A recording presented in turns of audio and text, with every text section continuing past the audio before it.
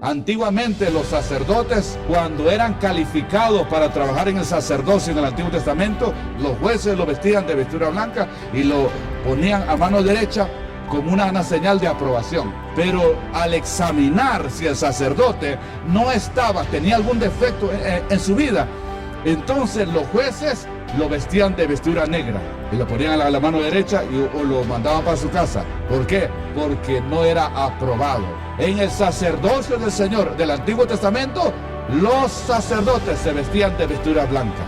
En el libro de Apocalipsis siempre vemos a Jesús vistiendo a sus santos con vestiduras blancas. Vestidura blanca representa victoria, santidad, gozo y aprobación. Bien, vamos a leer Apocalipsis 3 y vamos a ir haciendo un resumen, una síntesis, una panorámica de todo el capítulo del 3, que están hablando de las 3 iglesias, para poder después proseguir a otros temas que vamos a hablar. La primera iglesia que tenemos en Apocalipsis 3 es la iglesia de Sardis, que empieza con el versículo 1 y finaliza con el versículo 5. Vamos a leerlo y dice la poderosa palabra de la manera siguiente: escribe al ángel de la iglesia en Sardis, el que tiene los 7 espíritus de Dios y las 7 estrellas, dice esto: yo conozco tus obras, que tienes nombre de que vives y estás muerto. Sé vigilante y afirma las otras cosas que están para morir, porque no he hallado tus obras perfectas delante de Dios. Acuérdate pues de lo que has recibido y oído, y guárdalo y arrepiéntate, pues si no velas, vendré sobre ti como ladrón, y no sabrás a qué hora vendré sobre ti. Pero tienes unas pocas personas en Sardis que no han manchado sus vestiduras, y andarán conmigo en vestiduras blancas, porque son dignas. El que venciere, dice el versículo 5, el que venciere será vestido de vestiduras blancas, y no borraré su nombre del libro de la vida, y confesaré su nombre delante de mi Padre y delante de sus ángeles. Primero, hemos explicado 4 iglesias antes. Hemos explicado 4 iglesias. Estaba la iglesia de Éfeso, estaba la iglesia de Esmirna, la iglesia perseguida, estaba la iglesia de Pérgamo, la iglesia que se casó con el mundo y comenzaron a tolerar el pecado, y estaba la iglesia de Tiatira. Y ahora estamos llegando a la otra iglesia, que es la iglesia quinta, la iglesia de Sardis. La iglesia de Sardis era una iglesia, geográficamente existía, pero en la carta aquí, primero hay una presentación del Señor. El Señor se presenta en el versículo 1 como el que tiene los 7 espíritus de Dios y las 7 estrellas. No es que haya 7 espíritus, sino lo que está representando el número 7 está representando plenitud en todo el poder. Todo el poder del Espíritu Santo está en Jesús. Recuerde esto, que los 3 son uno. El Padre, el Hijo y el Espíritu Santo son uno. Entonces, si queremos conocer al Padre, tenemos que ir a Jesús. Y si queremos conocer al Espíritu Santo, también tenemos que conocer a Jesús. Todo empieza con Jesús. ¿Por qué? Porque Jesús es la puerta. El que por mí entrare, dice, será salvo y conocerá todo todos los beneficios, toda la bendición. Entonces, y por eso es de que aquí dice, aquí habla que aquí Jesús se presenta como el que tiene los 7 espíritus de Dios, el que tiene todo el poder del Espíritu Santo, ¿sí? El que tiene el poder para dar vida. Recuerde esto, que nosotros estábamos muertos en nuestros delitos y pecados, y al conocer a Cristo recobramos y tenemos vida espiritual. ¿Sí? Ahora, la iglesia de Sardis era una iglesia que tenía nombre de que estaba viva, pero estaba muerta.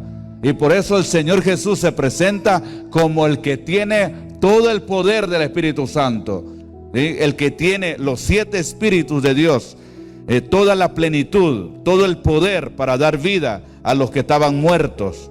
es interesante saber que la iglesia de Sardis era una iglesia que se estaba muriendo poco a poco. Era un árbol que cada día estaba perdiendo vida. Y también dice, y tiene las 7 estrellas. Ya vimos en otros pasajes, o más adelante en el capítulo 1, dice que las 7 estrellas son los 7 ángeles, los 7 ministros, o los 7 pastores, o los 7 líderes, o los líderes que predican el evangelio. Siempre las estrellas están representando a gente que predica la justicia, que predica el evangelio. Vamos a ir, para que usted entienda que esto es así y no se lo estoy inventando yo. Vamos a ir a Daniel capítulo 12 para que usted vea qué representa una estrella.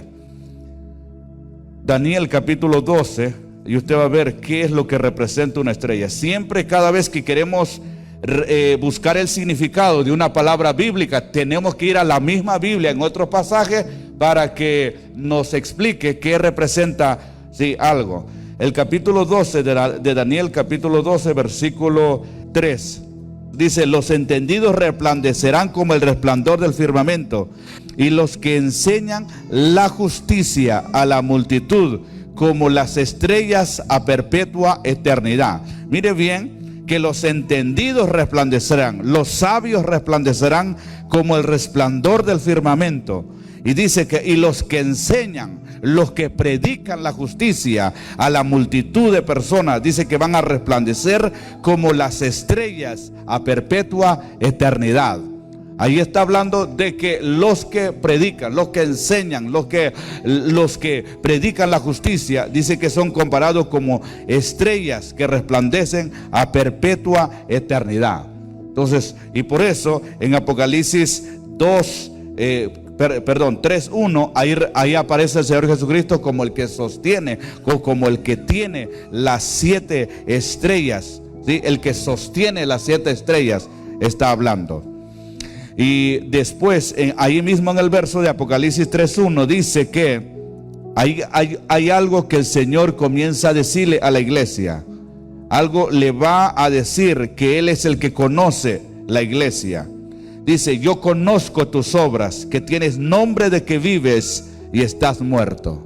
Era una manzana podrida, era un aguacate que por fuera se veía bien, pero por dentro, no sé si le ha pasado a usted eso, pero a veces que compra una fruta y entonces por fuera está excelente, pero por dentro deja mucho que desear. Sí, yo en cierta ocasión me pasó eso, compré unos mangos que se veían excelentísimos, y al partirlo realmente no se podían comer porque eran como plástico. No sé qué plaga era que tenía o así era, pero realmente dejaba mucho que desear. Entonces la iglesia se había convertido de esa forma, y realmente los hombres no tienen la capacidad para ver eso. ¿Por qué? Por ejemplo, usted me puede ver tal vez con una fachada bien, usted me puede ver con un hablar bonito, usted tal vez me puede ver como una persona que levanta sus manos y me puede juzgar como una persona espiritual, pero no conoce mi corazón. Así como yo puedo verlo a usted, pero no conozco su corazón. Pero el que conoce el corazón es el Señor Jesucristo. Por eso que cada día, cada cosa que hagamos, lo hagamos para agradarlo a Él. Porque viendo que Él conoce lo más oculto de nuestro corazón. Entonces la iglesia de Sardis realmente, tal vez a los ojos del mundo, aparentaba ser una iglesia sana, una iglesia bendecida, una iglesia gloriosa. Pero el Señor Jesucristo dice que yo conozco, yo veo el interior de tus obras. Dice que tienes nombre. Mire cuál era la clase de nombre que tenía. Tienes nombre de que vives y estás muerto. Tenía nombre de fama, tenía nombre glorioso. Todos lo reconocían que tenía un nombre muy poderoso, pero realmente estaba muerto a los ojos de Dios. Que Dios nos guarde de una muerte interna espiritualmente. ¿Sabe usted que los golpes internos son los más peligrosos? Entonces, ¿por qué? Porque no se notan. no se notan. Y uno puede decir, bueno, fulano de tal está bien, pero realmente a veces que esos son las heridas internas son las más peligrosas. Y solo Dios puede sanar esas heridas. Y así estaba esta iglesia, tenía un nombre que estaba vivo, de que estaba floreciente, pero realmente delante del Señor lo califica: estás muerto, no tienes vida, no tienes nada, tienes mucho que dejar de desear. Bien, el Señor le da una exhortación en el versículo 2 y 3. Le dice: sé vigilante. Vigilante ahí es una orden. Vigila, examina, más que todo vigila. Vigila, sé vigilante y afirma las otras cosas que están para morir. Tenía unas cuantas pocas cosas bonitas, pero esas pocas cosas bonitas es como un jardín que poco a poco las flores, si no se riega, poco a poco se están muriendo. Comienza a morir uno y otro tras otro, si no se comienza a regar el jardín.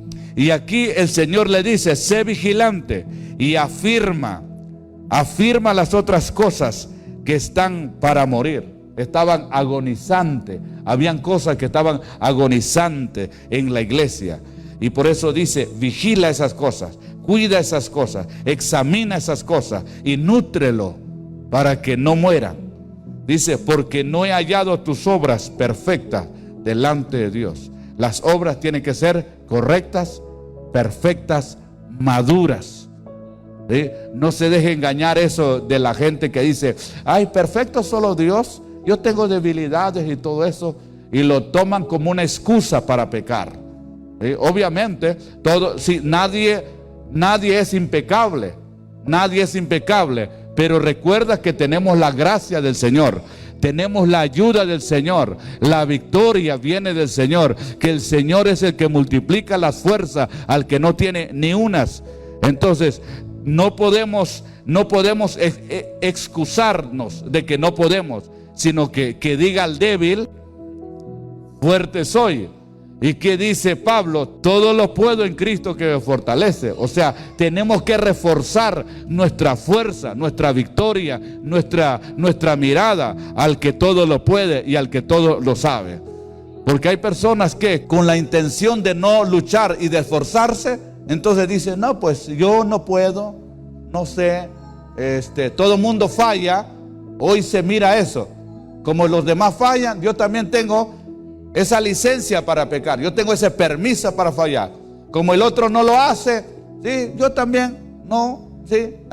Entonces toman ejemplos de los que no pueden, en vez de esforzarse para ser ejemplo. Si usted no tiene ejemplos a seguir, aprenda a ser uno. Sé ejemplo, dice el apóstol Pablo. Bien, el versículo 3 sigue la exhortación.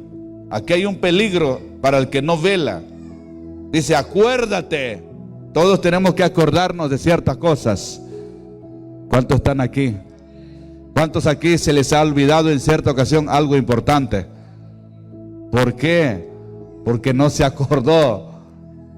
En muchas partes de la Biblia, Dios nos ordena que nos acordemos de algunas cosas. Acuérdate de Jehová tu Dios, que te sacó de la tierra de Egipto. A los israelitas le dijo: acuérdate cuando entres en la tierra prometida, y vas a tener casa, y vas a tener oro, y vas a tener tierra, y vas a tener vacas, y vas a tener esto y lo otro. El Señor dice: acuérdate de Jehová tu Dios. Porque no sea que hayas comido, hayas bebido, hayas entrado en casa y ahora te olvides de Jehová tu Dios.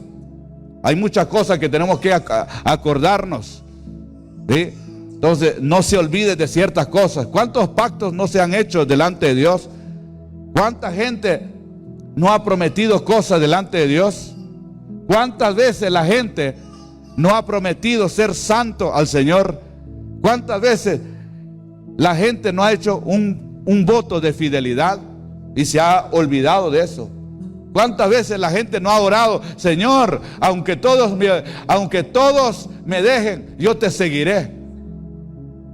Y todas esas palabras Dios lo toma en cuenta. Entonces, y por eso aquí hay un recordatorio, hay una exhortación del Señor y le dice: acuérdate, es una orden, acuérdate pues de lo que has recibido. ¿Cuántos aquí han recibido algo? Todos nosotros hemos recibido algo de Dios. Hemos recibido una promesa, hemos recibido ministerio, hemos recibido la gracia, hemos recibido el Espíritu Santo, hemos recibido la palabra, hemos recibido la salvación, hemos recibido muchas bendiciones de parte del Señor. Nadie es pobre aquí espiritualmente. Todos tenemos algo espiritual, ¿sí? Y las cosas espirituales son el tesoro más grande que podamos tener. Y por eso dice: acuérdate pues de lo que has recibido y oído. Recuerda que vamos a entregar cuenta por lo que hemos recibido. Un ministerio, una unción, un llamado, algo que usted recibió de parte del Señor. El Señor nos va a pedir cuenta de eso ante el tribunal de Cristo. Y aquí dice: acuérdate de lo que has recibido y oído, y guárdalo, no lo pierdes, guárdalo, practícalo, póngalo en marcha. Hay gente que quiere colgar los guantes y decir: no, ya no sigo en el ministerio, no sigo evangelizando, no sigo orando. Hay gente que como que se desanima en esa área. Ya no sigo sirviendo, ya me cansé de ser ujier, ya me cansé de servir en la iglesia porque no aprecian mi servicio. Pero es que usted no lo hace para la iglesia, usted lo hace para Dios. Y nadie te ha dicho que la iglesia te va a bendecir. Todos nosotros en la Biblia, el que nos dice que nos va a bendecir es el Señor. ¿Sí? Es el Señor. En ningún versículo de la Biblia dice que la iglesia nos va a bendecir. Siempre la bendición, la recompensa viene del Señor. Viene del Señor. Entonces tenemos que ser claros en eso, porque si no, usted se va a engañar, y cuando la iglesia o cuando los demás no te den gracia, entonces usted va a querer desanimarse y va a querer dejar de servir. Pero es que el Señor no te dijo: mira, sirve a los demás y de los demás vas a recibir un agradecimiento, vas a recibir una recompensa. No, en ningún momento el Señor nos dijo eso, sino que dice el Señor que de mí vendrá su galardón, de mí vendrá su bendición. Entonces, eso tenemos que tener claro. Guárdalo. Y si hay algún pecado, dice: arrepiéntate, en el versículo 3, y arrepiéntete, pues si no velas. Recuerda que en el versículo 2 dice: sé vigilante, vigila. Y en el versículo 3 dice: pues si no velas, si no vigilas, vendré sobre ti como ladrón, y no sabrás a qué hora vendré sobre ti. Aquí está. Si dejamos de ser espirituales, si dejamos de orar, si dejamos de vigilar, no sabremos a qué hora el Señor va a venir. Hay que estar preparado. Vigilemos cada día. Cada vez que usted ora, está vigilando, se está preparando para el Señor. Entonces cada día tenemos que prepararnos, porque si no, el Señor va a venir sobre nosotros como ladrón. En el hecho de que nadie sabe cuándo es que un ladrón va a llegar a la casa de alguien. Porque si supiera, dice el Señor Jesús, Él se pondría en guardia y no dejaría que el ladrón minara su casa o robara su casa. El versículo 4 da un elogio, da una alabanza, da un elogio a la iglesia, a la iglesia. Dice: pero tienes unas pocas personas en Sardis. ¿Cuántas personas había en Sardis? Pocas. ¿Sí? ¿Será usted ese pocas de la iglesia? ¿Será usted esas pocas de la iglesia de Cincinnati? De toda la iglesia de Cincinnati, ¿será usted parte de ese pocas? Tengo unas pocas personas en Cincinnati. Ahora, sí, obviamente la carta iba dirigida para los de Sardis, pero ahora lo aplicamos a nuestra vida. Entonces, y dice: pero tienes unas pocas personas en Sardis que no han manchado sus vestiduras, y andarán conmigo en vestiduras blancas, porque son dignas. ¿Será usted y yo una de esas pocas personas?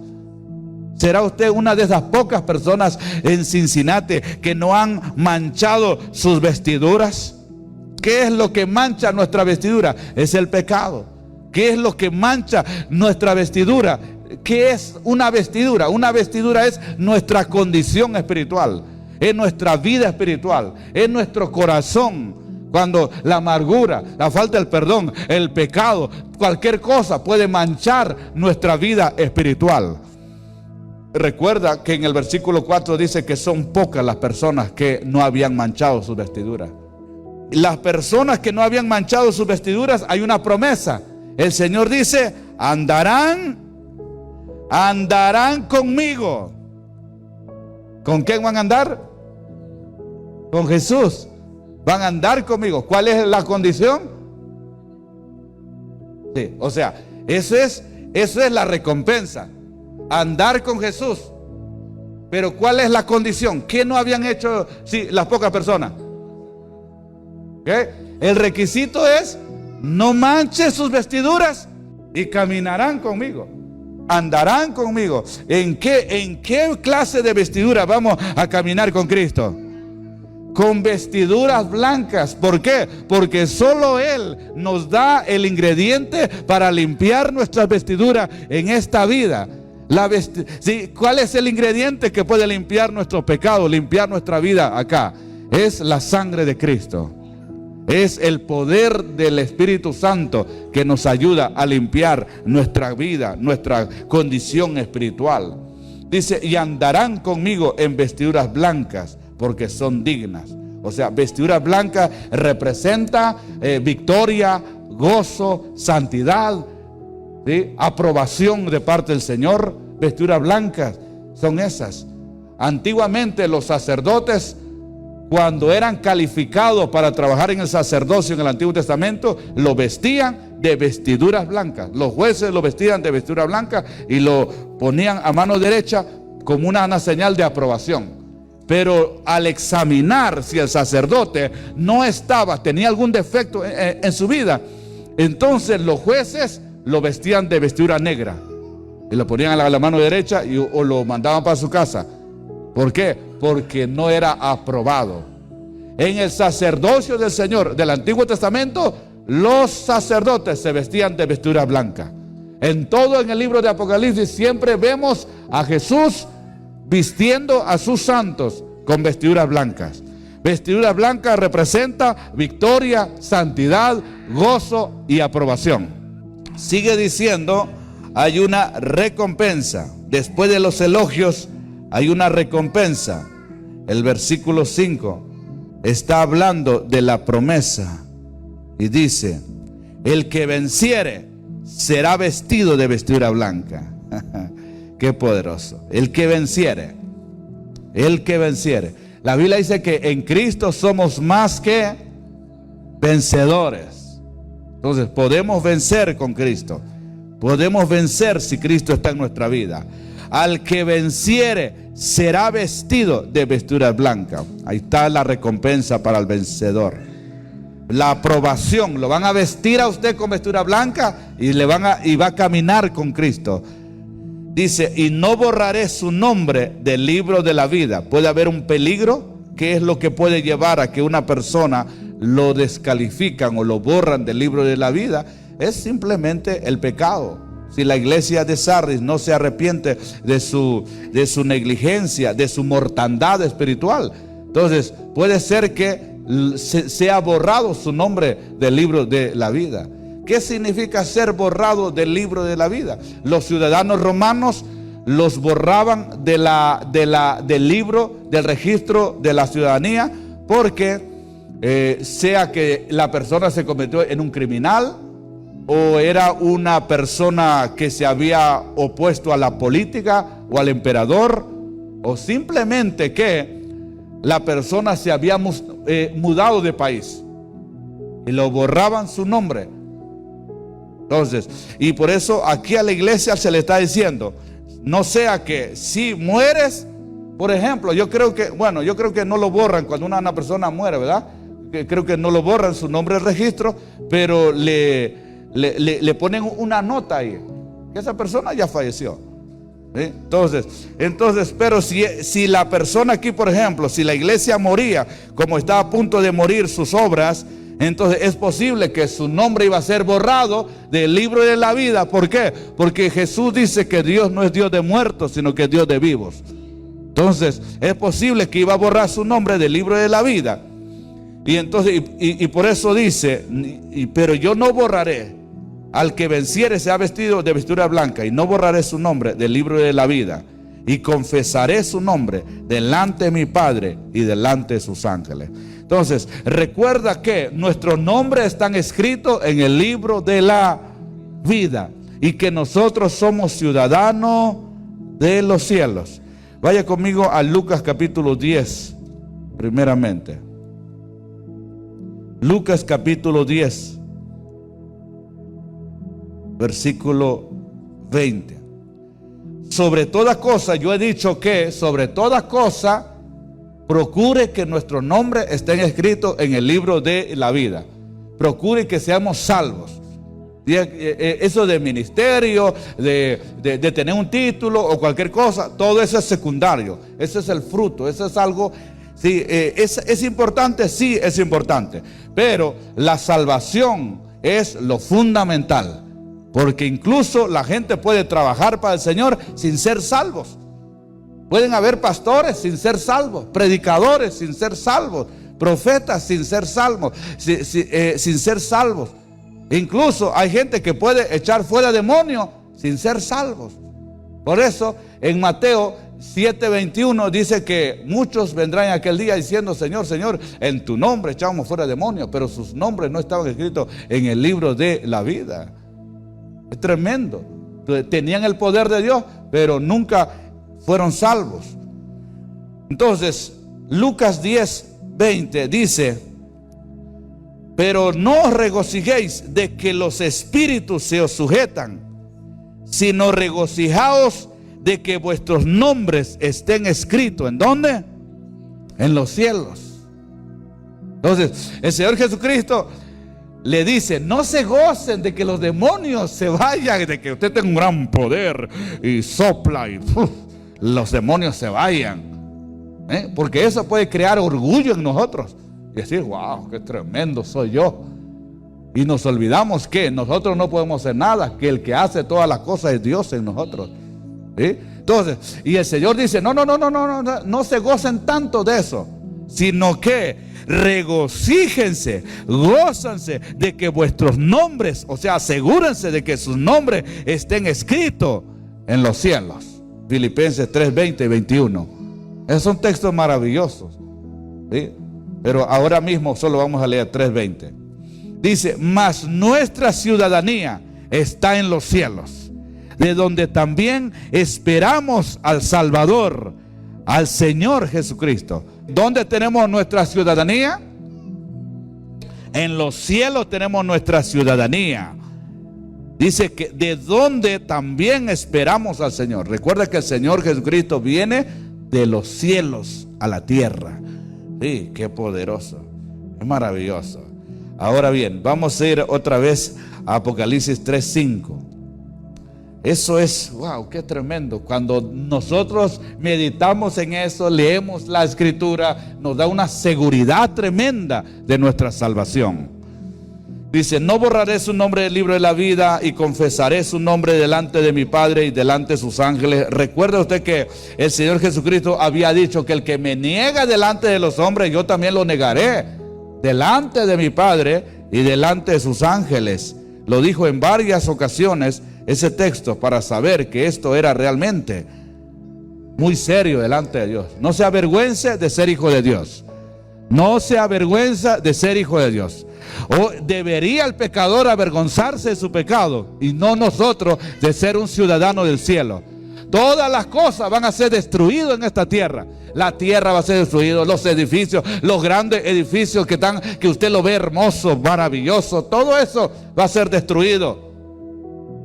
Pero nosotros tenemos una ciudadanía en los cielos.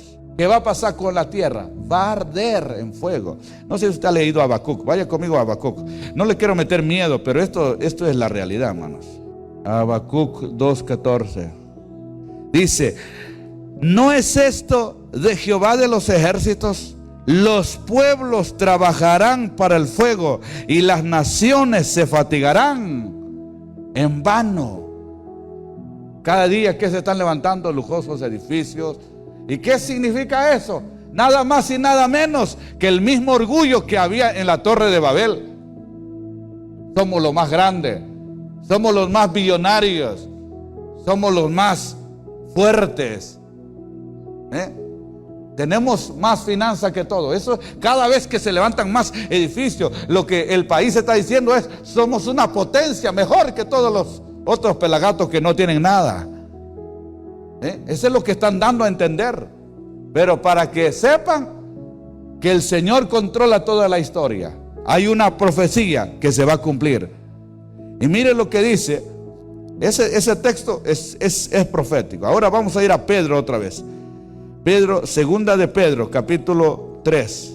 Y usted va a ver que el tiempo pasado la tierra fue inundada con agua, pero ahora ya no va a ser inundada con agua.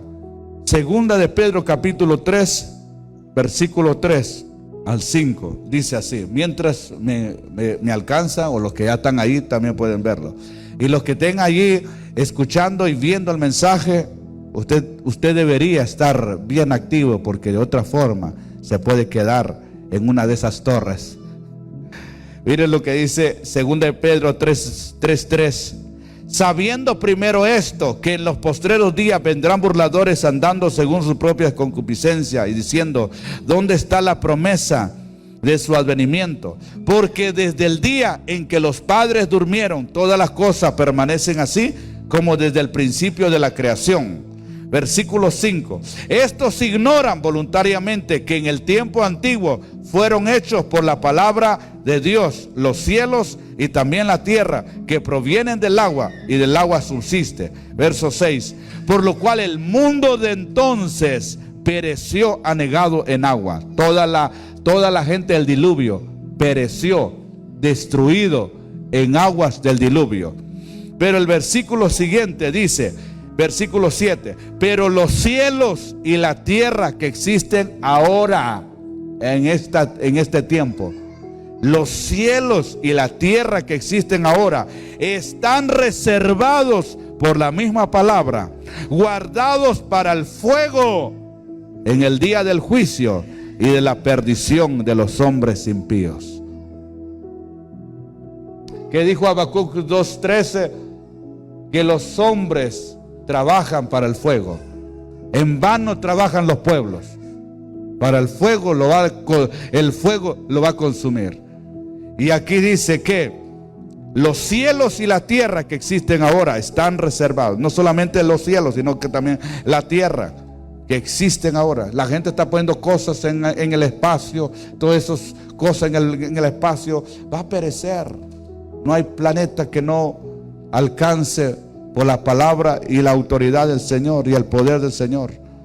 En el libro de Isaías dice eso, que todas las cosas que hay en el espacio van a ser destruidas. Entonces estamos viendo que la tierra va a ser destruida por causa del Señor. Pero ¿cuál era mi tema? ¿En qué estaba yo? Es que el Señor Jesucristo dice que cualquiera que me confiese delante de los hombres, yo también le voy a confesar delante de mi Padre y delante de sus ángeles. Imagínate, usted llega delante del Señor Jesucristo. Usted va a llegar delante del Señor Jesucristo. Todos los ángeles así a un lado, y el Padre está por allá. Y el Señor Jesucristo dice: Padre, ella me confesó delante de los hombres. Se burlaron de ella, se burlaron de él en el trabajo, en la escuela. Se burlaron que era anticuado, pero Padre, él me confesó, ella me confesó, ¿sí? Entonces va a haber como un halago, como una honra, porque usted lo confesó, aún defendió el nombre de Dios delante de los ateos, de los pecadores que estaban en contra del Señor. Pero hay un lado negativo. Cuando usted lo niega, cuando usted no lo confiesa delante de los hombres, el Señor dice que se va a avergonzar de nosotros. Imagínate que usted llega delante del Señor, usted lo negó, en la escuela, en el trabajo, en cualquier área. El Señor Jesucristo va a decir: Padre, ese joven, ese hombre, esa mujer me negó, te negó. Avergüénzase de esa persona. Eso va a estar terrible. Eso va a estar terrible. Eso es lo que quiere decir, que todo aquel que confiese, todo aquel que me confiese, yo también le confesaré delante de mi Padre. Será honrado por el Padre. Así que, ¿por qué deberíamos nosotros avergonzarnos delante de los hombres? Si el hombre es mortal, si el hombre es pecador, si el hombre es terrenal. Al contrario, nosotros deberíamos presentar el nombre de nuestro Dios Todopoderoso con honra y respeto en esta tierra. El hombre pecador no se avergüenza de su pecado. Usted lo ve ahí con sus 3, 4 cajas de cerveza ahí, y todavía gozoso y alegre, y haciendo, y con su música de vulgaridad y un montón de cosas, y ahí gozándose. Ya perdió la decencia, y por eso vienen los juicios de Dios a esta tierra. Pero nosotros debemos andar en santa irreverencia, actitud delante de nuestro Dios Todopoderoso. Apocalipsis 3:6 dice: el que tiene oído, oiga lo que el Espíritu dice a las iglesias. Porque, como he dicho en otras ocasiones, hay gente que tiene oreja, pero no tiene oído. No le entra el mensaje hasta lo interior. Vamos a ir rápido, vamos a ver si podemos hablar un poquito de la iglesia de Filadelfia, la iglesia del amor. El significado de la iglesia de Sardis significa los que escapan, los que salen. Sí, los que escapan, los que salen. Por eso que había un poquito de gente nada más. Había unas pocas personas que habían guardado sus vestiduras. En la iglesia de Filadelfia representa la iglesia del avivamiento, la iglesia del evangelismo, la iglesia de las misiones, la iglesia del amor. Filadelfia significa amor fraterno. Amor fraterno. Dice en el versículo 7.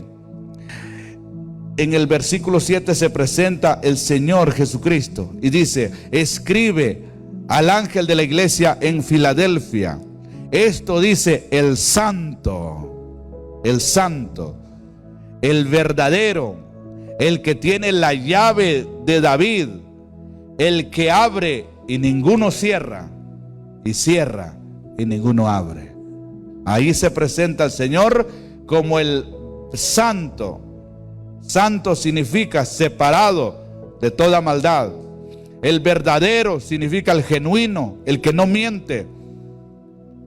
El que tiene la llave de David significa el que tiene el poder, la autoridad que tenía David, pero más que todo en su poder mesiánico, en su poder de Cristo. Y dice qué tan poderosa es la autoridad que tiene Cristo, que el que abre, que cuando Él abre, ninguno cierra. Cuando Él abre una puerta, cuando Él abre una oportunidad, cuando Él está contigo, si Él abre algo, nadie lo cierra. Y el que cierra, y cuando Dios cierra algo, ninguno abre. El Señor hay veces que tiene que abrir puertas en nuestra vida y cerrar puertas en nuestra vida. Cuando los israelitas cruzaron el Mar Rojo, cuando abrió el Mar Rojo, y el Mar Rojo también se cerró. El Señor permitió que el Mar Rojo se cerrara. ¿Por qué? Porque no sea que los israelitas cruzaran de vuelta, regresaran. Por eso Dios permite ciertas puertas que se cierran. Y usted a veces llora: pero ¿por qué no? Sí, yo perdí eso, yo acá y lo otro. Pero es que también era permitido por parte de Dios. ¿Se acuerda usted del arca de Noé? Dice que el Señor fue el que cerró la puerta. ¿Por qué el Señor cerró la puerta? Porque para que los pecadores que estaban afuera no entraran, porque estaban haciendo violencia para entrar. Y cuando el Señor cierra algo, cierra a tal punto que nadie puede entrar. Entonces, hay cosas que Dios abre en nuestra vida y hay puertas que Dios cierra en nuestra vida. ¿Sí? Así que no esté llorando por algo que va a cerrar y todo eso. Entonces aprenda a discernir por qué fue que eso no se dio, por qué eso hay que cerrar. No esté llorando. ¿Sí? No esté llorando, aprenda a discernir que eso a veces vino de parte del Señor, fue de parte del Señor. ¿Cuántas veces no hemos llorado porque sentimos que, ay, cómo fue que pasó eso? Pero eso era necesario.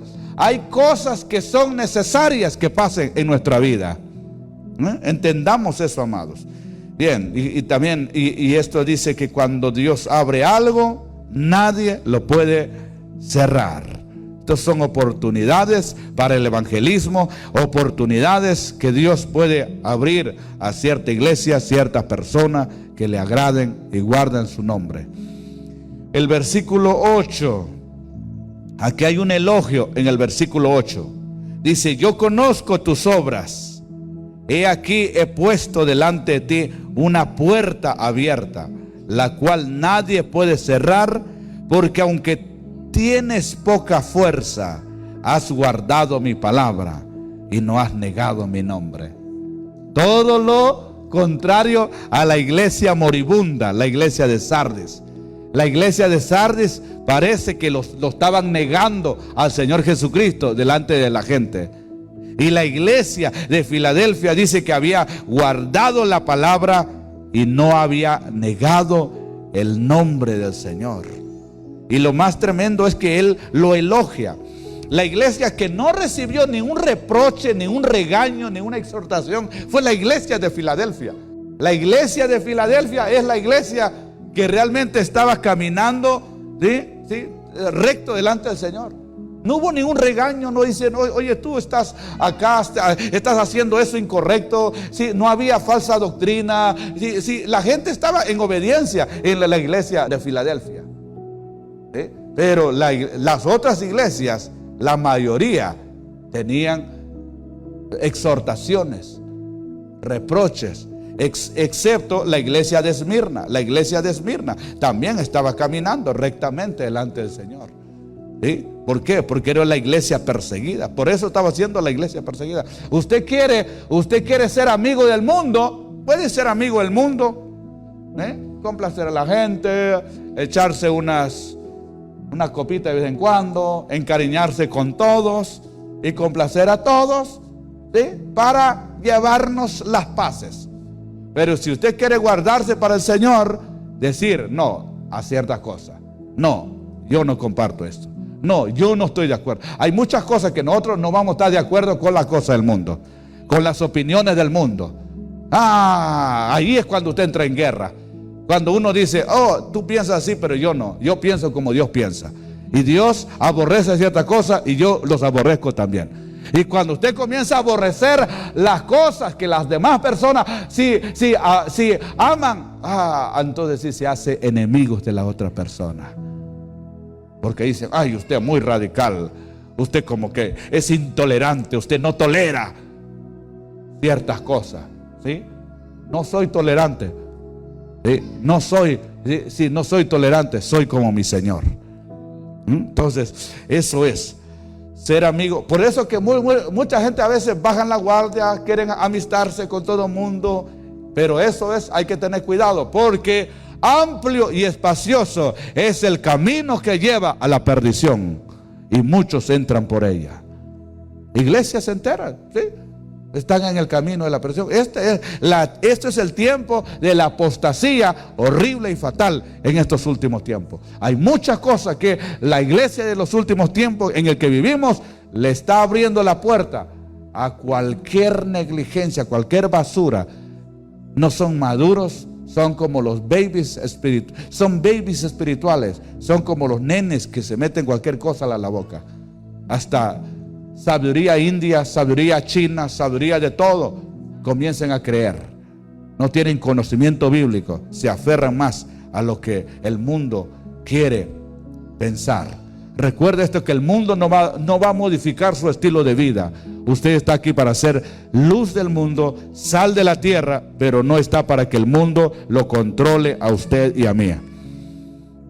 Entonces dice el Señor en el versículo 8, yo conozco tus obras. Hermano, hay veces que nadie conoce lo que usted hace en privado.